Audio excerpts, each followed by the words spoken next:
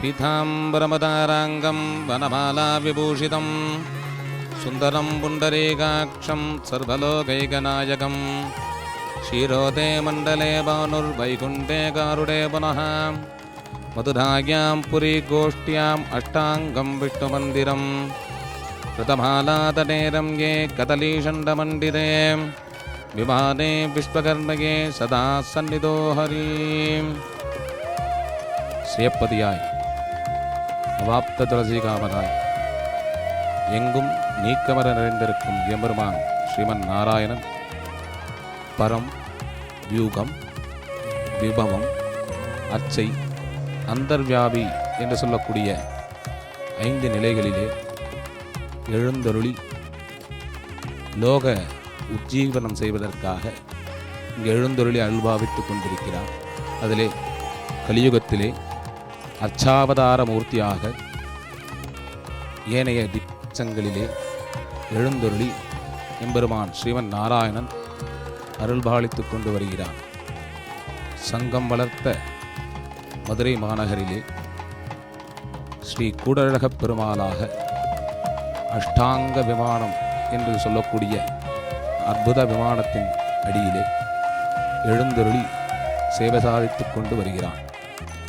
ஆதியிலே மதுரை மாநகருக்கு கூடல் மாநகர் என்று பெயர் இருந்ததாக சொல்லப்படுகிறது. மதுரையை அலங்கரிக்கும் வழியிலே வைகை நதியானது 2 பாகமாக மதுரைக்கு மாலை போட்டது போல் 2 பாகமாக ஓடி வருகிறது. எம்பெருமானுடைய இடது பாகத்திலே ஓடுகின்ற நதிக்கு வைகை மாநதி என்றும், எம்பெருமானுடைய வலது பாகத்திலே கிருதமாலா என்று சொல்லக்கூடிய நதியானது ஓடி எம்பெருமானுடைய திருக்கோவிலையும் மதுரை மாநகரையும் அலங்கரித்து கொண்டு வருகிறது. இந்த கிருதமால் என்று சொல்லக்கூடிய நதியானது எம்பெருமான் திருவிக்கிரம அவதாரம் எடுக்கின்ற காலத்திலே சத்தியலோகத்திலே எம்பெருமானுடைய திருவடி படும் காலத்திலே பிரம்மாவால் பூஜிக்கப்பட்ட அந்த தீர்த்தம் ஓடி வருவதாக இன்றும் மதுரை புராணங்களிலே சொல்லப்படுகிறது. அந்த வகையிலே எம்பெருமான் அந்த கிருதமால் என்று சொல்லக்கூடிய நதிக்கரையிலே கதலீவனம் என்று சொல்லக்கூடிய வாழைத்தோப்பின் நடுவிலே மண்டூக மகரிஷி என்று சொல்லக்கூடிய ரிஷிக்காக இங்கே பிரத்யக்ஷமாகி காட்சியளித்து கொண்டிருப்பதாக ஐதீகம். இங்கே எம்பெருமான் கூடழகப் பெருமாள் மூலமூர்த்தியாக அமர்ந்த திருக்கோலத்திலே ஆழ்வார்களும் ஆச்சாரியர்களும் கண்டு அனுபவித்த வகையிலே சங்கச்சக்கரதாரியாக அமர்ந்த திருக்கோலத்திலே பரபாசுதேவனாக கூடல் அழகப் பெருமாளாக அமர்ந்த திருக்கோலத்திலே தன்னுடைய வலது திருவடியை கீழே நீட்டிக்கொண்டு இடது திருவடியை மடக்கி வைத்து கொண்டு ஒரு திருக்கரத்தினால் பக்தர்களை வா என்று அழைத்து ஒரு திருக்கரத்தினால் அபயமளித்து கொண்டிருக்கிறார். இங்கே அமர்ந்த நிலையில் எம்பெருமான் கூடழகப் பெருமான் பரமபதநாதனாக ஆதிசேஷன் மேல் அமர்ந்து ஸ்ரீதேவி, பூமிதேவி போன்ற உபயநாச்சியாருடன் எழுந்தருளி அருள்பாலித்துக் கொண்டிருக்கிறார். இங்கே கர்ப்ப கிரகத்திலே பஞ்சபேர விதானமாக 5 மூர்த்திகளாக இங்கே எம்பெருமான் கூடழகப் பெருமான் எழுந்தருளி உள்ளார். வைகானச பகவத் சாஸ்திரத்திலே ஏகபேர விதானம், திரிபேர விதானம், பஞ்சபேர விதானம் என்று 3 வகையான சன்னதிகளாக சொல்லப்படுகின்றன. ஏகபேர விதானம் என்று சொல்லக்கூடிய சன்னதிகளிலே மூலவர் மட்டும் தனித்திருந்தால் அந்த சன்னதி ஏகபேர விதான சன்னதி என்று சொல்லப்படுகிறது. மூலவர், கௌதுகர், உற்சவர் என்று சொல்லக்கூடிய 3 மூர்த்திகளுடன் கூடிய சன்னதியை திரிபேர விதான சன்னதி என்றும், மூலவர், கௌதுகர், உற்சவர், யாகபேரர், பலிபேரர் என்று 5 மூர்த்திகளுடன் எழுந்தருளுக்கக்கூடிய சன்னிதானங்களை பஞ்சபேர விதானம் என்று வைகானச பகவத் சாஸ்திரம் உரைக்கிறது.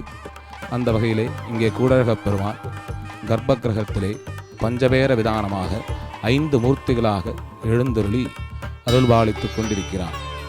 மூலவர் எந்த நிலையில் உள்ளாரோ அதே போன்று கௌதுகமூர்த்தி, அர்ச்சனாமூர்த்தி, பூஜாமூர்த்தி என்று சொல்லக்கூடிய பெருமாள் மூலவர் இங்கு அமர்ந்த திருக்கோலத்தில் இருப்பதனால் இங்கே கௌதுகமூர்த்தி அமர்ந்த திருக்கோலத்தில் எழுந்தருளி ஸ்ரீதேவி, பூமிதேவியுடன் அருள்பாலித்துக் கொண்டு வருகிறார். உற்சவமூர்த்தி, உற்சவருடைய திருநாமம் இங்கே வியூக சுந்தரராஜன் என்று சொல்லக்கூடிய அளவில் எம்பெருமான் வியூகசுந்தரராஜனாக உற்சவமூர்த்தியாக எழுந்தருளி ஸ்ரீதேவி பூமிதேவி உபயநாச்சியாருடன் சேவை சாதித்து கொண்டு இருக்கிறார். அருகிலே யாகபேரர் என்று சொல்லக்கூடிய வகையிலே யாகங்களுக்காக ஆலயங்களிலே நடைபெறும் யஜ்ஞங்களுக்காகவும் ஸ்தபனம் என்று சொல்லக்கூடிய திருமஞ்சனங்களை கண்டருள்வதற்காகவும் தனியாக மூர்த்தியாக யாகபேரராகவும் ஸ்ரீ பலிமூர்த்தியாகவும் நித்திய பலிகளை ஏற்றுக்கொள்வதற்காகவும் நித்திய பலி சாதிப்பதற்காக பலிமூர்த்தியாகவும் ஏழுள்ளது. 5 நிலையிலே எம்பெருமான் திருவ கௌதுக உற்சவ யாகபேர பலிபேர பஞ்சபேர விதானமாக கர்ப்ப கிரகத்திலே எழுந்தருளி அருள்பாலித்து கொண்டு வருகிறான். இங்கே அமர்ந்த நிலையில் கூடழகராக கர்ப்ப கிரகத்திலும் அதற்கு மேல் விமானத்தில் 2 சன்னதிகளாக எழுந்தருளி அருள்பாலித்து கொண்டிருக்கிறார். விமானத்திலே சூரியநாராயண பெருமாள் என்ற நின்ற திருக்கோலத்திலே எழுந்தருளி சேவை சாதித்து கொண்டு வருகிறார். சூரிய மண்டலத்திலே எம்பெருமான் சூரியநாராயணனாக எப்படி காட்சியளிப்பாரோ அதே போன்று இங்கே ஸ்ரீதேவி பூமிதேவியுடன் சூரிய நாராயணனாக நின்ற திருக்கோலத்திலே சேவை சாதித்து கொண்டு வருகிறார். இந்த நின்ற நிலையில் உள்ள கர்ப்பகிரகத்திலே அட்டதிக் பாலகர்களுக்கு தங்கள் வாகனங்களுடன் ஓவியமானது 16ஆம் நூற்றாண்டு காலங்களிலே வரையப்பட்ட ஓவியங்களானது இந்த கர்ப்ப கிரகத்திலே உள்ளன. இங்கே சிவபெருமானும் பிரம்மாவும் சூரிய மண்டலத்திலே எப்படி இருப்பார்களோ அப்படி மானும் மழுவுமாக சிவபெருமானும் சதுர்முக பிரம்மாவாக எழுந்தருளி சேவை சாதித்து கொண்டு வருகின்றனர். இதற்கு மேலே ஷீராப்தி சயனமாக ஸ்ரீரங்கத்திலே ஸ்ரீவைகுண்டத்திலே எம்பெருமான் எப்படி பள்ளி கொண்டிருப்பாரோ அதே போன்று பள்ளிகொண்ட பெருமாளாகவும் இங்கே சயனித்து கொண்டு சேவை சாதித்து கொண்டு வருகிறார். இங்கே திருப்பார்கடலிலே ஆதிசேஷன் மேல் எம்பெருமான் எப்படி பள்ளி கொண்டிருப்பாரோ அதே போன்று இங்கே பள்ளிகொண்ட திருக்கோலத்திலே ஷீராப்தி சயனம் என்ற பெயரிலே இங்கே சயனமூர்த்தியாகவும் சேவை சாதித்து கொண்டு வருகிறார். ஸ்ரீதேவி பூமிதேவி நாச்சியார்கள் எம்பெருமாளுக்கு திருவடி கைங்கரியம் செய்யும் வகையிலே அமர்ந்த திருக்கோலத்தில் உள்ளனர். பிருகு மார்க்கண்டேய மகர்ஷிகளும் வீராசனத்திலே அமர்ந்த திருக்கோலத்திலும் பிரம்மாதி மூர்த்திகளும் ருத்ராதி தேவர்களும் எல்லோ தேவர்களும் புடைசூழ இங்கே 16ஆம் நூற்றாண்டு ஓவியங்களுடன் அந்த கர்ப்ப கிரகத்திலே உள்ள ஓவியங்களுடன் இங்கே எம்பெருமான் ஷீராப்து சயனமாக சேவை சாதித்து கொண்டிருக்கிறான். ஆழ்வார்கள் பார்த்து அனுபவித்த நின்றான் இருந்தான் கிடந்தான் என்று சொல்லக்கூடிய 3 நிலையிலுமே எம்பெருமான் அஷ்டாங்க விமானத்தின் கீழ் எழுந்தருளி சேவை சாதித்து கொண்டு வருகிறார்.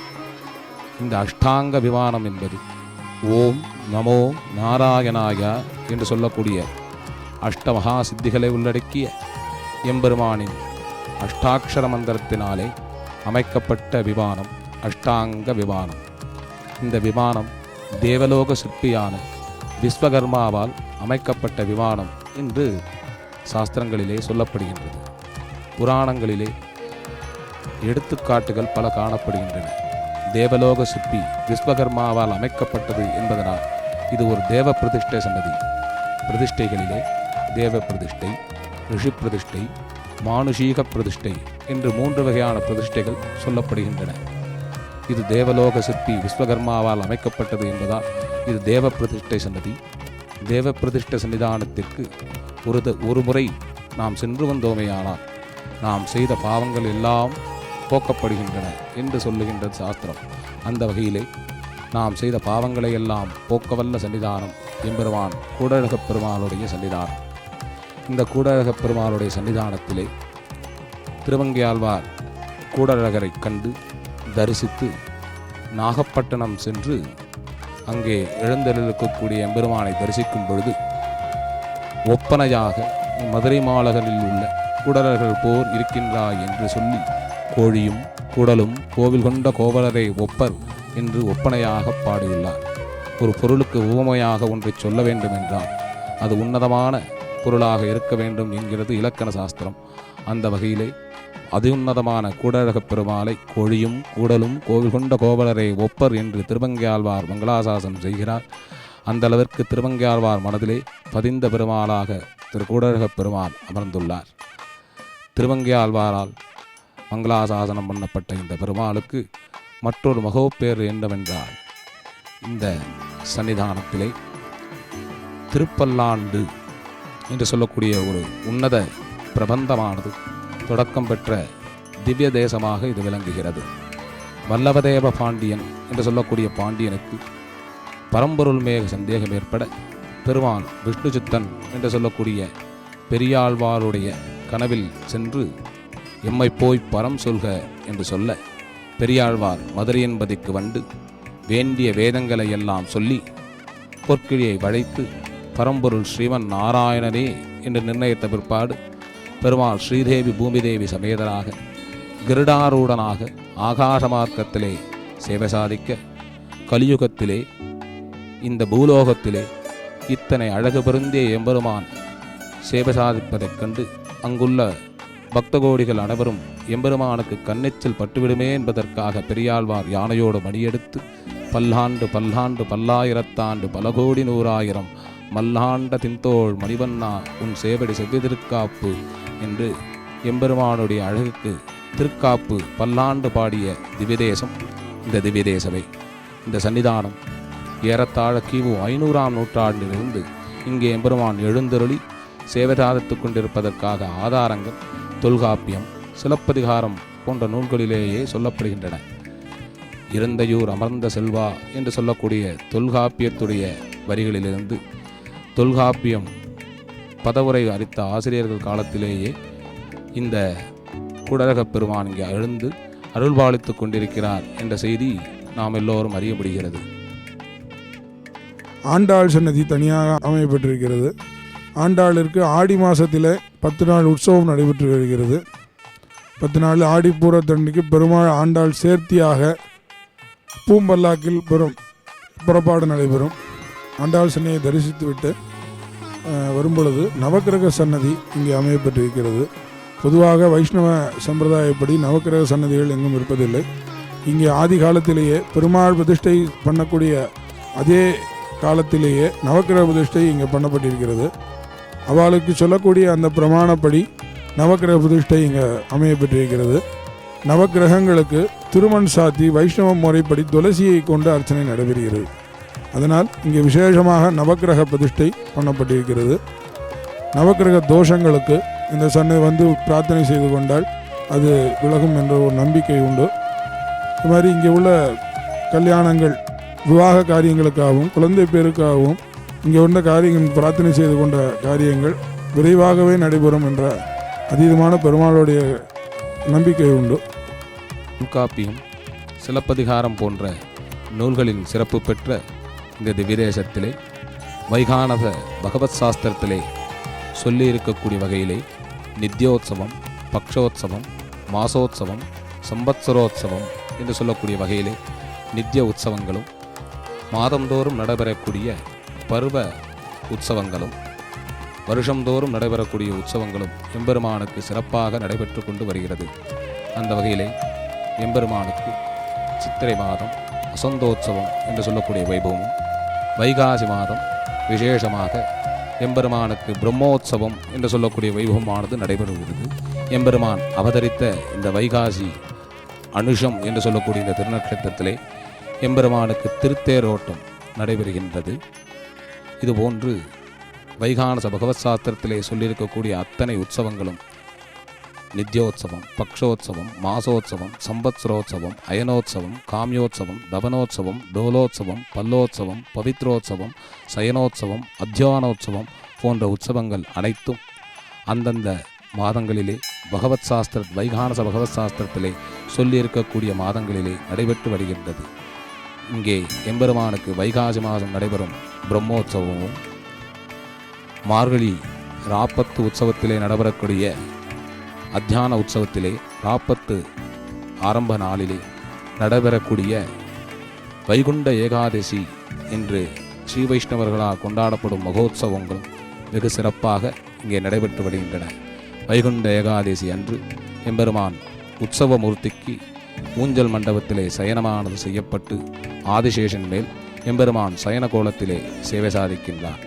ஆழ்வார்கள் அருளியபடி சென்றால் குடையாம், இருந்தால் சிங்காசனமாம், நின்றால் மறுபடியாம், நீர்கடலுள் என்றும் புனையாம் என்று சொல்லக்கூடிய வகையிலே ஆதி எம்பெருமான் திருப்பார்க்கடலிலே பள்ளி கொண்டார் போல் பள்ளி கொண்ட மூர்த்தியாக சயன திருக்கோலத்திலே இங்கு வைகுண்ட ஏகாதசி அன்று காலையிலே எம்பெருமானுடைய உற்சவ மூர்த்தி வியூகசுந்தரராஜன் சேவை சாதித்து அதன் பின்னர் சாயந்திரம் ஆடிவீதி வழியாக புறப்பாடு கண்டருளி பரமபத வாசல் வழியாக சொர்க்கவாசல் திறக்கும் வைபவமானது நடைபெற்று கொண்டிருக்கிறது. சொர்க்கவாசல் திறந்து நம்மாழ்வாருக்கு சேவை சாதிக்கும் அந்த வைபவம் இங்கே ஸ்ரீ வைஷ்ணவர்களாலும் பக்த ஜனங்களாலும் மதுரை மாநகர் பக்த கோடிகளாலும் வெகு விமர்சையாக இங்கே கொண்டாடப்பட்டு வருகிறது. தை மாதத்திலே எம்பெருமானுக்கு நடைபெறும் கணுப்பார் வேட்டை என்று சொல்லக்கூடிய உற்சவம் அனுப்பானடி என்கின்ற கிராமத்திலே விமர்சையாக 2 நாட்கள் எம்பெருமான் அங்கு சென்று கணுப்பார் வேட்டை உற்சவங்களும் வெகு விமர்சையாக நடைபெற்று வருகின்றன. எம்பெருமானுக்கு வைகானச பகவத் சாஸ்திரத்திலே சொல்லியிருக்க வருகின்ற ஷட்கால ஆராதனம் என்கின்ற வழியிலே எம்பெருமானுக்கு 6 கால பூஜைகளானது இங்கே நடைபெற்று எம்பெருமான் திருவுள்ளம் பற்றி இங்கே வந்து வணங்கக்கூடிய அனைத்து பக்த கோடிகளுக்கும் எம்பெருமான் அருள்பாலித்து கொண்டு வருகிறான். அஷ்ட அங்கங்களை கொண்ட அஷ்டாங்க விமானத்தின் கீழே எம்பெருமான் எழுந்திருப்பதனால் ஒரு மண்டலம் 48 நாள் மனதிலே எந்த காரியத்தை நினைத்து கொண்டு இங்கே வந்து விமான பிரதட்சணம் செய்கிறார்களோ அவர்களுக்கு இங்கே எம்பெருமான் சகலவிதமான காரியங்களையும் நிறைவேற்றி கொண்டு சகலவிதமான காரியங்களையும் அனுகூலம் செய்து கொடுத்து அருள்பாலித்து கொண்டு வருகிறார். பல்லாண்டு பல்லாண்டு பல்லாயிரத்தாண்டு பல கோடி 100,000 வல்லாண்டதின்றோள் மணிவண்ணா உன் சேவடு செவ்விதற்காப்பு அடியோமோடும் நின்னோடும் பிரிவின்னே 1000 பல்லாண்டு வடிவாய் நின் மலர்மார்பினில் வாழ்கின்ற மங்கையும் பல்லாண்டு வடிவாய் ஜோதி வலத்துறையும் சுடராழியும் பல்லாண்டு படைபோர் பொக்கு முழங்கும் அப்பாஞ்ச சன்னியமும் பல்லாண்டு.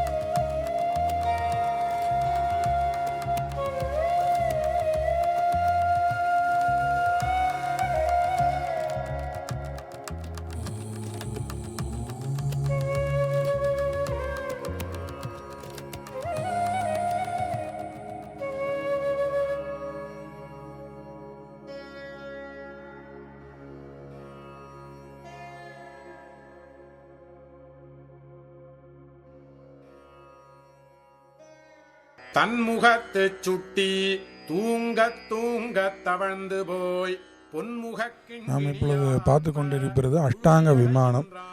பெருமாள் இந்த விமானத்துக்கு கீழே தான் கூடிக்கொண்டிருக்கிறார்.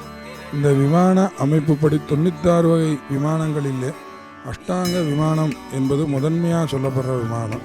பிரம்மாவோட மைந்தன் விஸ்வகர்மானால் அமைக்கப்பட்ட விமானம் அஷ்டாங்க விமானம். ஓம் நமோ நாராயணான அஷ்டாட்சத்தினால் அமைக்கப்பட்ட விமானம் அஷ்டாங்க விமானம்.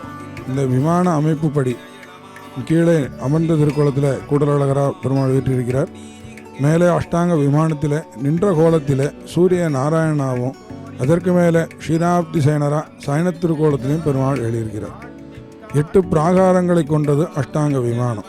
இந்த சன்னதிக்குள்ளேயே கீழே கூடலழகர் சன்னதியில் மூலவரிட 2 பிராகாரம், மேலே சூரிய நாராயணம் 2 பிராகாரம், ஷீராப்தி சேனரிடம் 2 பிராகாரம், வெளியே ஆடி வீதிக்கு அடுத்ததாக மாட வீதி. இந்த 8 பிராகாரங்களை கொண்டது அஷ்டாங்க விமானம் சொல்லப்படுறது. விசேஷமான விமானம்.